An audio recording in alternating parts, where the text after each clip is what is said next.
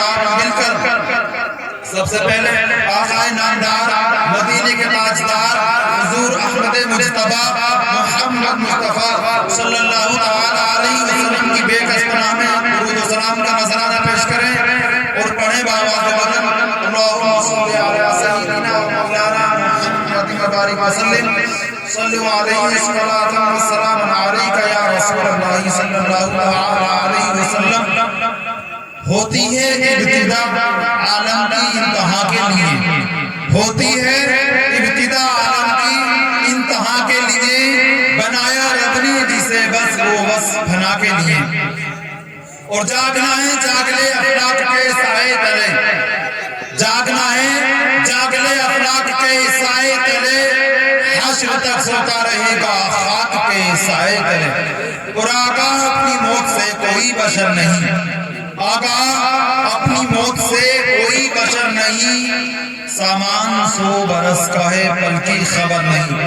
محترم حضرات، جیسا کہ آپ حضرات کو معلوم ہے کہ یہ پروگرام ایک چہلم کے سلسلے میں سجایا گیا ہے۔ اللہ تبارک و تعالی کا احسان عظیم ہے کہ اللہ تبارک و تعالی نے ہم سب کو زندگی عطا کی اور ہم لوگ ایک جگہ عطا کیے اور ہم لوگوں نے یہ جلسہ سجایا۔ محترم حضرات،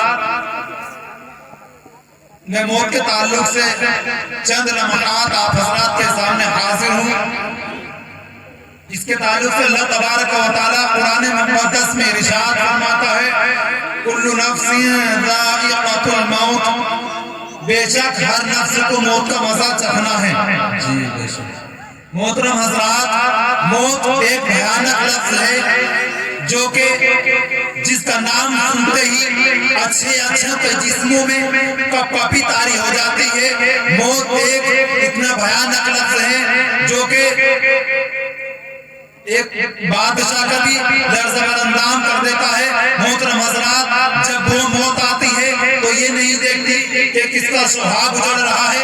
محترم حضرات، جب موت آتی ہے تو یہ نہیں دیکھتی کہ کون عورت بیوہ ہو رہی ہے۔ محترم حضرات، جب موت آتی ہے تو یہ نہیں دیکھتی کہ کس کا بچہ یتیم ہو رہا ہے۔ محترم حضرات، جب موت آتی ہے تو آ کر دبوچ لیتی ہے۔ ہوتی ہے ابتدا عالم کی انتہا کے لیے، ہوتی ہے ابتدا عالم کی انتہا کے لیے، بنائے رب نے جسے وہ بس بنا کے لیے۔ محترم حضرات، آپ حضرات نے دیکھا ہوگا کہ آج کل ہمیں اگر تھوڑی ساری بھی اگر پریشانی آ جاتی ہے تو ہم لوگ اپنی زبان سے طرح طرح کے الفاظ نکالنے شروع کر دیتے ہیں، اور ہم لوگ یہ نہیں دیکھتے کہ ہم اپنی زبان سے کیا کہہ رہے ہیں۔ اگر دیکھا جائے تو ان کی معاملات میں زیادہ تر ہماری ماں بہنیں آ گئے ہیں۔ اسی طرح ایک بڑھیا تھی جو کہ روزانہ جنگل جایا کرتی تھی اور لکڑیوں کا گٹھر لاد کر سر پر لایا کرتی تھی۔ اس کا روزانہ یہی کا معمول تھا کہ وہ جنگل جایا کرتی تھی، لکڑیاں بیننا آتی اور وہ گھر آیا کرتی تھی۔ اسی طرح روزانہ جب ایک دن جو جنگل میں جب لکڑیاں بیننے کے لیے گئی تو وہ سر پر لکڑیوں کا گٹھر لاد کر لے کر آ رہی تھی، تو کیا ہوتا ہے کہ اس کے سر سے لکڑیوں کا گٹھر گر جاتا ہے۔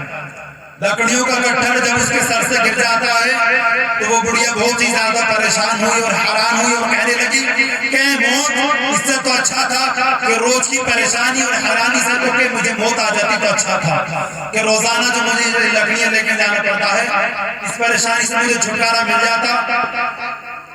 تو ایک شخص انجان شکل میں نمودار ہوئے اور بڑھیا کے پاس آتے ہیں اور بڑھیا عرض کرتی ہے کہ آپ کون ہیں؟ تو وہ کہتے ہیں کہ میں ملک الموت ہوں، کیا تم بھول گئی ہے، مجھے یاد نہیں کر رہی تھی کہ اے میری موت مجھے آ جاتی تو مجھے اچھا ہوتا کہ میں وہی ہوں، میں ملک الموت ہوں اور میرا نام اسرائیل ہے اور مجھے موت کا فرشتہ بھی کہتے ہیں۔ بڑھیا نے جب یہ سنا تو اس کے سر سے پسینہ شروع ہو گیا اور کہنے لگی کہ میں نے بلایا تو تھا آپ کو، میں نے آپ کو بلایا تو تھا، لیکن اس لیے نہیں کہ تم میری جان نکالو، بلکہ میں نے تمہیں اس لیے بلایا تھا کہ لکڑی کا گٹھر جو اٹھا کر میرے سر پہ رکھ دو۔ محترم حضرات، آپ لوگوں نے دیکھا کہ موت کا نام سنتے ہی اچھوں کے جسموں سے کپی طاری ہو جاتی ہے۔ اور جاگنا ہے جاگ لے افلاک کے سائے تلے، حشر تک سوتا رہے گا خاک کے سائے تلے۔ محترم حضرات، موت ایک ایسا بھیانک لفظ ہے جو کہ اچھی اچھوں کے جسموں میں کپ کپی طاری ہو جاتی ہے۔ اسی طرح مولانا روم رحمۃ اللہ تعالی علیہ مثنوی شریف کے اندر ارشاد فرماتے ہیں کہ ایک شخص حضرت سلیمان علیہ السلام کا دربار لگا ہوا تھا، تو ایک شخص بھاگا ہوا دوڑا ہوا حاضر ہوتا ہے اور عرض کرتا ہے کہ اللہ کے نبی جلدی سے آپ کو حکم دے اور مجھے کو ملک ہندوستان پہنچا دے۔ حضرت سلیمان علیہ السلام نے ارشاد فرمایا بات کیا ہے، تم ہندوستان کیوں جانا چاہتے ہو؟ وہ عرض کرتا ہے کہ اللہ کے نبی ابھی میں نے دیکھا کہ ملک الموت مجھے گھور گھور کر دیکھ رہے تھے، ملک الموت مجھے گھور گھور کر دیکھ رہے تھے، آپ جلدی سے جلد مجھے ہوا کو حکم دیں تاکہ وہ مجھے ہندوستان پہنچا دیں۔ پھر کچھ ٹائم کے بعد حضرت سلیمان علیہ السلام کی ملاقات حضرت اسرائیل علیہ السلام سے ہوتی ہے۔ حضرت سلیمان علیہ السلام کہتے ہیں کہ اے اسرائیل تم مجھے گھور گھور کر کیوں دیکھ رہے تھے؟ تو حضرت اسرائیل علیہ السلام عرض کرتے ہیں کہ اللہ کے نبی مجھے اللہ تبارک و تعالیٰ کی طرف سے حکم تھا کہ میں اس کی جان ملک ہندوستان میں نکالوں، اور وہ یہاں تھا، میں اس لیے اسے گھور گھور کر دیکھ رہا تھا۔ پھر اس نے آپ کے پاس آیا اور آپ نے ہوا کو حکم دیا، وہ ہندوستان پہنچا اور میں نے اس کی جان نکال لی۔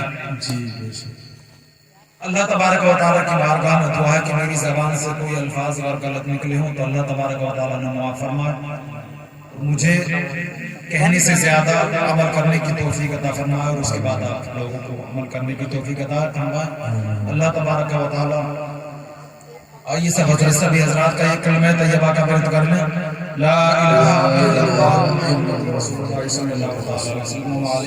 السلام علیکم ورحمۃ اللہ۔